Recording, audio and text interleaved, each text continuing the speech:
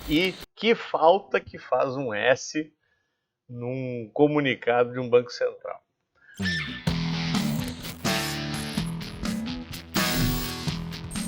Olá, amigos e amigas da Focaliza, sejam muito bem-vindos aqui ao nosso bate-papo da sexta, esse espaço que debatemos o que impactou de mais relevante nos principais ativos mundo afora, qual é a nossa expectativa em relação ao comportamento desses ativos a partir desses fatos.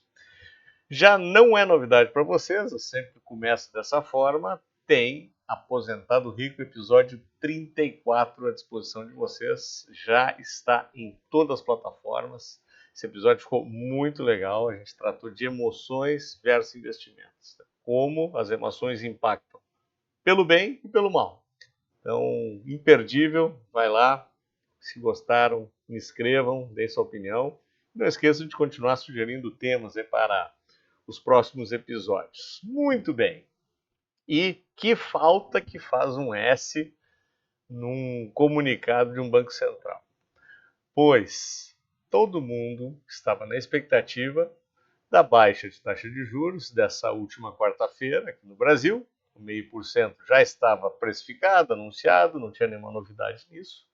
Da mesma forma que, diria até em certa medida, o fato de não alterar a taxa de juros lá nos Estados Unidos também já era algo precificado, esperado para essa quarta-feira. O que os mercados estavam de olho? Era justamente os comunicados. Pois, a notícia no mercado americano veio antes, e ela veio boa, quando o Powell colocou a expectativa de, no mínimo, 3 reuniões com baixas para ainda esse ano.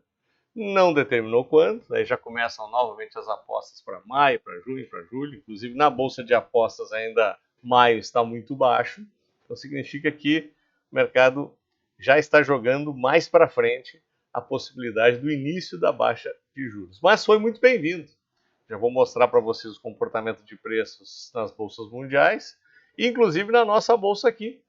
Eu até já vou colocar aqui para que fique um pouquinho mais claro para vocês. Estamos aqui com o índice Ibovespa no fundo da tela.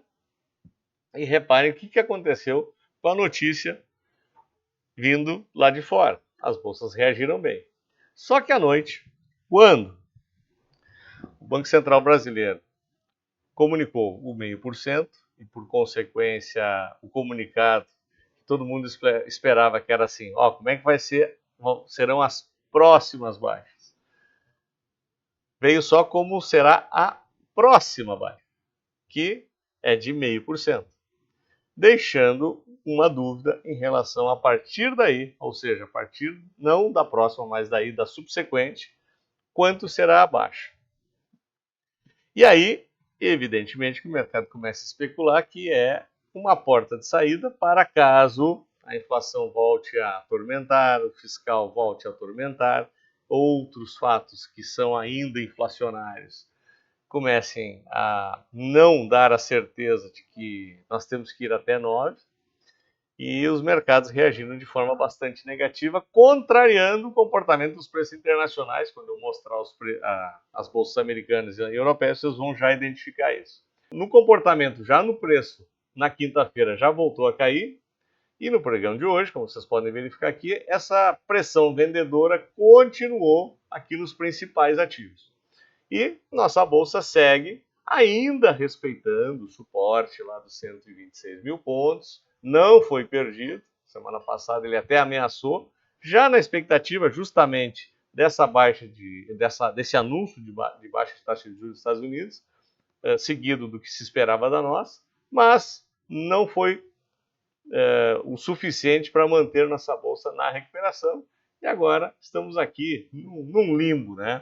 Até dentro da nossa mentoria, que a gente tem todas as sextas-feiras, a gente sempre faz uma brincadeira com os alunos e clientes, pedindo para que eles coloquem a expectativa para a próxima semana. E nas últimas 2 semanas, venceu a bolsa ficando de lado. E eles acertaram, né? A gente continua aqui com um movimento bem lateral. Nesse momento agora, as médias voltaram a ficar mais de lado, elas estavam descendentes, agora deram uma acalmada, mas, por enquanto, nenhuma expectativa de um movimento um pouco mais intenso na nosso principal índice. E o dólar? Como é que foi o dólar? O dólar, ele segue aquela toada de fundos ascendentes. Essa semana a gente chegou a romper e fechar acima daquela trincheira dos 5. Marcamos aqui no intraday um movimento até perto dos 5,06, mas com a notícia vinda lá de fora, voltamos a ter pressão vendedora. Testamos aqui o fundo desse canal de alta e estamos fechando muito próximo do 5, mas com aquele desenho de triângulo ascendente que eu já mostrei para vocês há mais de uma semana. A gente não vem fazendo novos fundos e fazendo novas máximas. Então, qual a tendência primária desse movimento aqui? É que talvez a gente volte a operar acima aqui da casa dos 5, e aí talvez esse movimento se altere e o dólar opere numa outra banda, né? Uma banda um pouquinho mais alta do que vinha ali entre 4,85 e 5. E o DI chegou a ameaçar rapidamente aqui um movimento um pouco mais brusco. Vou botar primeiro o DI 25 para vocês. Ele segue um pouquinho mais lateral, mas o DI 26 é que eu queria chamar a atenção de vocês, porque ele chegou a querer perfurar aqui essa linha lateral, que fica aqui entre os 9,85 e o 9,60, mas em seguida, com as notícias vindo de fora, acalmou-se, mas permanece mais próximo lá da resistência desse canal lateral. Ou seja, em função justamente dessa expectativa deixada pelo comunicado do Banco Central brasileiro, o juro futuro, o DI futuro, já está flertando muito mais com a banda de cima do que com a banda de baixo. Evidentemente que isso acabou prejudicando alguns cíclicos locais, que dependem muito da confirmação dessa taxa de juros mais baixa, e eles voltaram a sentir, varejo sentiu um pouquinho, algumas companhias mais endividadas também, e seguimos aqui na mesma toada nas últimas 2 semanas. E agora mostrando rapidamente o que acontece no mercado externo, S&P, depois da notícia, como vocês podem verificar aqui, marcou nova máxima, então mais uma máxima histórica, estamos aqui fechando muito próximo dos 5.300, já ultrapassando a previsão do JP de 5.200 para a Bolsa americana. Nasdaq não está diferente, também marcando nova máxima, fechando aqui na faixa dos 18.638, e a Bolsa Europeia já armando mais um pivôzinho em topo para marcar nova máxima, caso seja rompido já na próxima semana. E o VIX segue comportado, abaixo dos 15, sem nenhuma novidade, mantendo a volatilidade mundo afora mais baixa e a percepção de risco também mais baixa. Então, seguimos levemente na contramão, discutimos um pouco hoje à tarde também. Já no último comentário eu tentei elencar algumas razões pelas quais eu acreditava que a nossa bolsa ela está mais travada, ela está atrasada em relação às bolsas do mundo. Eu acho que tem menos influência do comunicado do Banco Central em si, mas esse fluxo de capital estrangeiro ainda sendo concentrado nas techs americanas. Isso é um valor bastante relevante, nós tivemos uma saída bastante expressiva e claramente esse dinheiro migrou para esse outro perfil de risco. Então, acho que se fosse para elencar um motivo, o principal motivo é esse.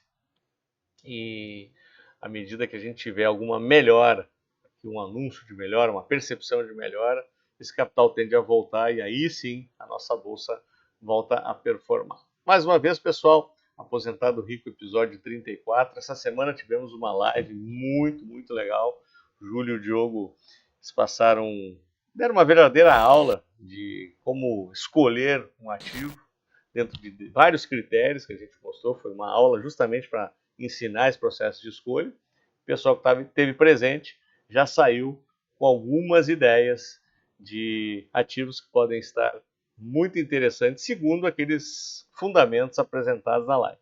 Então, se você não teve ao vivo com a gente, está no YouTube, está à disposição de vocês, assim como Aposentado Rico em todas as plataformas. Pessoal, se gostaram, deem seu like, assinem nossos canais e gostaria de vê-los no próximo vídeo. Um bom final de semana.